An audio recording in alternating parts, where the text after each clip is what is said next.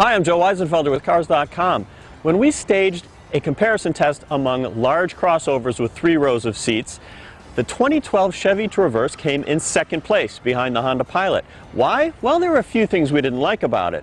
Chevrolet has addressed a lot of those for this redone 2013. Let's see how they did. One of the things we didn't have too much of a problem with was the front end styling. They changed it anyway. Most of us find that it's actually a little bit worse. But, you know, your results may differ. The rear end is a different story. It had really dreadful squinty taillights, big broad rear end. I never liked it. They've improved that quite a bit. Larger taillights and general improvement without making it look like a minivan, which is always a risk with a vehicle this big. Well done. Now, we found the previous generation to be a really comfortable car, relatively quiet to drive. We find this 2013 to ride a little bit more firmly, and that's probably because of these 20-inch wheels. This is an LTZ trim level. That's what this comes with. The lower trims have 17s and 18s. One of the things we dinged the car for in 2012 was interior quality, and they could not have done a better job improving that.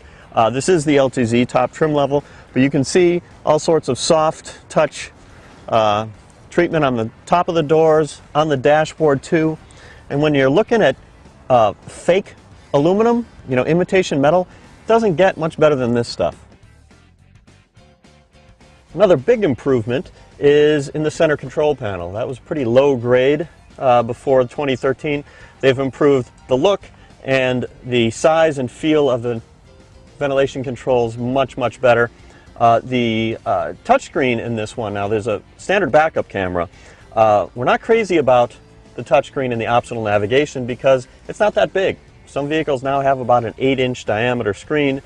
They could do better in that regard. And then there's the capacitive buttons on either side of the screen.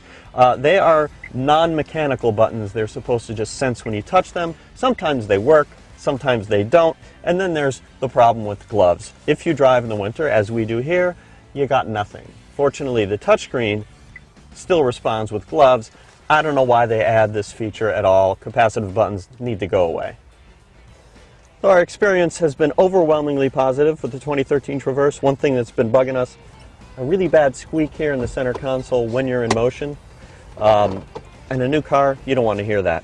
There are a couple interesting safety additions. The head restraints now adjust fore and aft. Now, you might never notice if the head restraint's too far back unless you get rear-ended and you get injured. But you might notice if it's too far forward. So having the adjustment is great. Another innovation is a center airbag between the 2 front seats.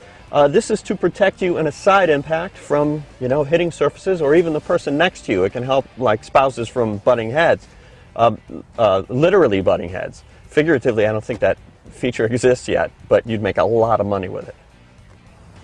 Now, being such a big vehicle, this obviously is great for families. The second row, if you look at the dimensions, there's a little bit less legroom than you'll find in the Mazda CX-9, Honda Pilot, Ford Flex, but it has this nice sliding feature. So if there's no one behind you or they're small, you can give yourself more room. My knees are raised a bit, not super comfortable, but it's certainly workable. The Traverse gives you the choice of a 3-position bench seat or 2 captain's chairs like this. Regardless of the choice, you've got this great feature.